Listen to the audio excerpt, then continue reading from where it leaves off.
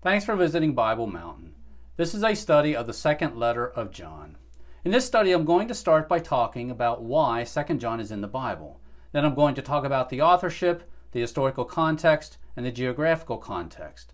Then at the end, I'll read through the text of 2 John, making comments on it as I go through the book. As you know, the Bible is divided into the Old Testament and the New Testament. The New Testament is generally divided into 5 different groups. There are the Gospels, Matthew, Mark, Luke, and John, which tell us about the life of Jesus. There's the book of Acts, which tells us what the apostles of Jesus did after Jesus rose from the dead and went back to heaven. Then there are the letters that were written by the apostle Paul: Romans, 1st and 2nd Corinthians, Galatians, Ephesians, Philippians, Colossians, 1st and 2nd Thessalonians, 1st and 2nd Timothy, Titus, and Philemon. Then there are what we call general letters, which were written by various men: Hebrews, James, 1st and 2nd Peter, 1st, 2nd, and 3rd John, and Jude. The last book of the New Testament is the book of Revelation, which tells us what's going to happen in the future. 2 John is one of the books in the group we call the general letters. 2 John is the fourth from the last book of the Bible. It is the second shortest book of the Bible. Let's think about why 2 John was written and why it is in the Bible. 2 John is a letter. There are essentially 2 things the author wanted to communicate in his letter. The first is found in verse 5, where the author told the recipients of his letter to love one another. The verses surrounding this command give more information about this command to love one another. The second is in verse 7, where the author warned his readers, "Now many deceivers went out into the world." The verses surrounding that warning give more information about the deceivers and about the warning. Again, there were 2 reasons this letter was written. First, to tell people, including you and I, to love one another. Second, to warn people, including you and I, about deceivers. Now let's talk about the authorship. The first verse of 2 John reads, "The elder to the chosen lady and her children." This tells us it was written by the elder and that it was written to the chosen lady and her children. We don't know who the elder was, nor do we know who the chosen lady and her children were. That's not a problem, other than we need to know how that affects our study of the book. The fact that we don't really know who wrote it limits how much information from other books of the Bible we can add to our understanding of this particular book. For example, if we're reading a book that was written by the apostle Paul, as we read that book, there's information in other books of the Bible, particularly the book of Acts, that tell us about Paul, his life, and his ministry. Sometimes these facts found in other books of the Bible help us to understand things in the particular book we are currently reading or studying. We can't do that with 2 John because we don't really know for sure who wrote 2 John. Again, that's not a problem. It's simply something we need to be aware of as we read, study, and seek to understand 2 John. Let's look at the historical context. This is a timeline of world history. On the left is 4000 BC. That's roughly when the universe and everything in it was created. Off to the right is 2000 AD, which is roughly when you and I are living.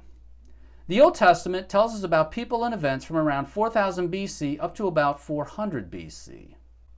The New Testament tells us about people and events from the 1st century AD.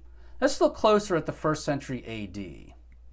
This is a timeline of the 1st century. On the left is 0 AD, which is roughly when Jesus was born. On the right is 100 AD. Jesus lived on earth from about 0 AD up to the mid-30s AD. We read about his life and ministry in Matthew, Mark, Luke, and John. Then we have the book of Acts. Acts tells us what the apostles of Jesus did after Jesus rose from the dead and went back to heaven. The book of Acts tells us about people and events from roughly the mid-30s AD up to about the mid-60s AD. The rest of the New Testament is a collection of letters and documents which were written after 35 AD and before the end of the 1st century. The book of 2 John is one of these letters that was written in the latter half of the 1st century AD. We don't know for sure when 2 John was written. Fortunately, we do not need to know an exact date to understand the book. Now let's talk about the geographical context. This is a map of the world. On the left side is North and South America. On the right is Asia and Australia. In the middle is Europe and Africa.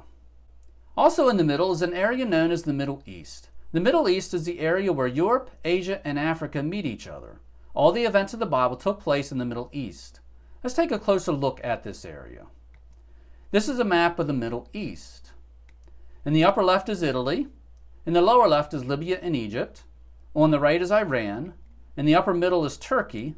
Below that is Syria. Below Syria is Israel, which is on the east side or right side of the Mediterranean Sea. The events of the Old Testament took place in the right half of this map. The events of the New Testament took place in the left half of this map.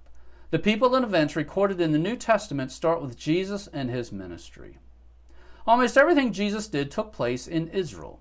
After Jesus rose from the dead and went back to heaven, his apostles started telling the world about Jesus. We read about that in the book of Acts. At first, the apostles were in Jerusalem. Then they started traveling throughout Israel. Then they took the message into Syria and Turkey. Paul took the message about Jesus to Cyprus, Turkey, and Greece, and then eventually into Rome. The rest of the New Testament is a collection of letters and documents that were written as the gospel message was being spread throughout the Roman world. These letters were written to churches and Christians, telling them how to live as followers of Jesus Christ. We don't know exactly where the author of 2 John was when he wrote the letter. We don't know exactly where the recipients of his letter lived. We simply know it was written in the context of the gospel message being spread throughout the Roman world, telling Christians how to live as followers of Jesus Christ. With that as some background and context, let's read the second letter of John. 2 John 1. The elder to the chosen lady and her children, whom I love in truth, and not only me, but also everyone who knows the truth, for the sake of the truth abiding in us, which also will be with us into eternity. As I said earlier, the text tells us in the very first verse it was written by the elder to the chosen lady and her children. It does not tell us who the elder was, nor does it tell us who the chosen lady and her children were.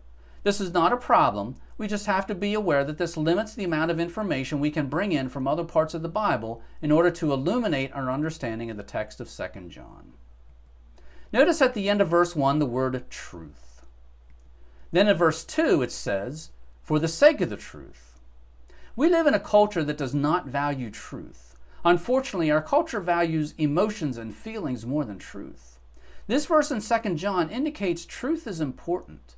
The elder wrote this letter for the sake of the truth. He did not write for the sake of feelings or emotions. Instead, he wrote for the sake of the truth. The elder also wrote at the end of verse 2 that truth will be with us into eternity. This lends credence to the idea that truth is important. 2 John 3.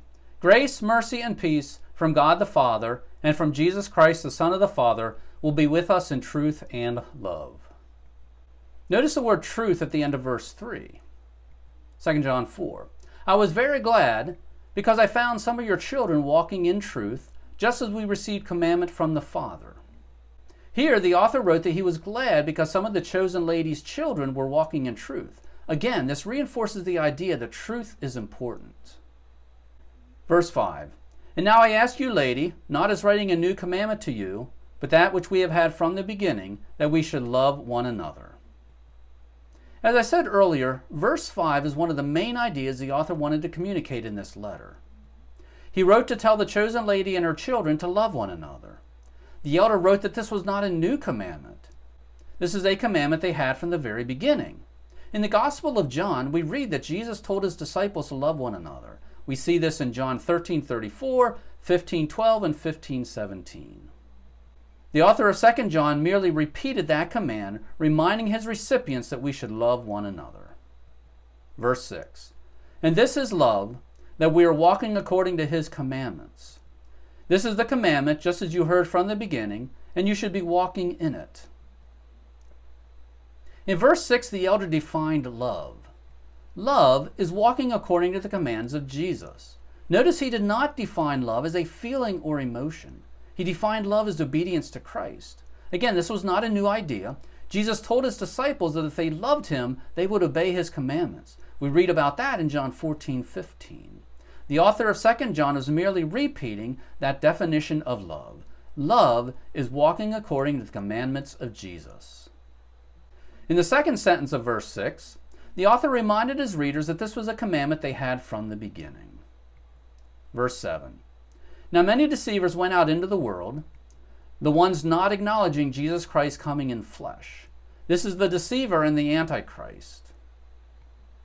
This is the second main idea the author wanted to communicate in this letter. He warned his readers that many deceivers had gone out into the world. He defined deceivers as people who did not acknowledge Jesus Christ coming in the flesh. He called these people deceivers and also the Antichrist.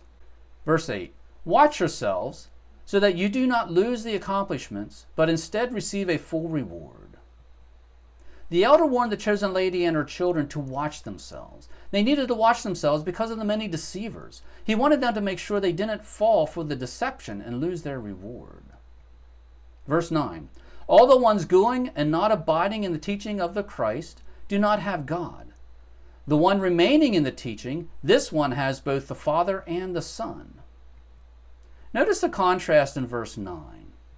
There's a contrast between the one not abiding in the teaching of Christ and the one remaining in the teaching of Christ. The one not abiding does not have God, but the one abiding in the teaching of Christ has both the Father and the Son. We live in a culture that is trying to deny the reality of absolute truth. Part of that is our culture is trying to deny that any moral issue is black and white. They are trying to deny that there are any issues where there are only two options. However, we see here that a person either has God or does not have God. This issue is black and white. There are only two options. Verse 10, "If anyone comes to you and does not bring this teaching, do not receive him into your house and do not give a greeting to him." Notice the command of verse 10. The chosen lady and her children were not to greet or receive anyone who did not bring this teaching. This teaching the elder was referring to is the truth mentioned in verse 7 that Jesus Christ came in flesh. Keep in mind this command was given in the context of a warning about false teachers. In other words, the chosen lady and her children were not to greet or receive anyone who claimed to be a follower of Christ and yet denied that Jesus Christ came in the flesh. Let me clarify one thing about the greeting. Some cultures have very formal practices for greeting one another. I believe it is a formal greeting that the elder was referring to here. For anyone like myself who lives in a society that does not have formal greetings, this does not mean we can ignore this command. We still have to be careful and hesitant about how we interact with those who claim to be Christians and yet deny that Jesus came in the flesh.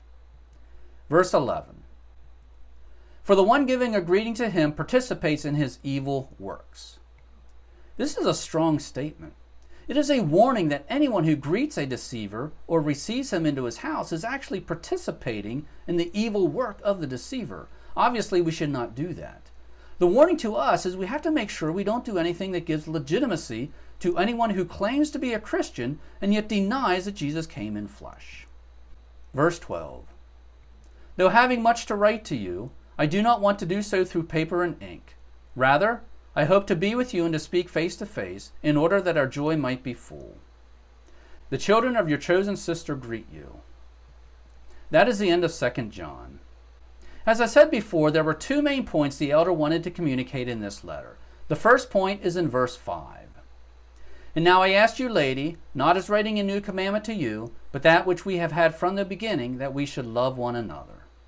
The second point is in verse 7 and 8. "Now many deceivers went out into the world, the ones not acknowledging Jesus Christ coming in flesh. This is the deceiver and the Antichrist. Watch yourselves." Let me review some of the things you and I should be thinking about after we read this book. First, truth is important. We live in a culture that values feelings and emotions over truth, but we see in the first several verses of 2 John that truth is important. Second, we should love one another, and love means obeying Jesus. Love, as defined by the Bible, is not a feeling or emotion. It is obedience to Christ. Third, there are deceivers in the world, and we need to watch out for them. Deceivers are those who claim to be followers of Christ and yet deny that Jesus came in flesh. Fourth, we need to be very careful how we interact with deceivers. We should not host them in our houses. We must not do anything that gives legitimacy to their false messages. Thanks again for visiting Bible Mountain. If you haven't already done so, please join my email list. My email list is free. In order to join, go to BibleMountain.com, click on email, and that will take you to a page where you can sign up. Your email address will not be sold nor given away. Once again, thank you for visiting Bible Mountain.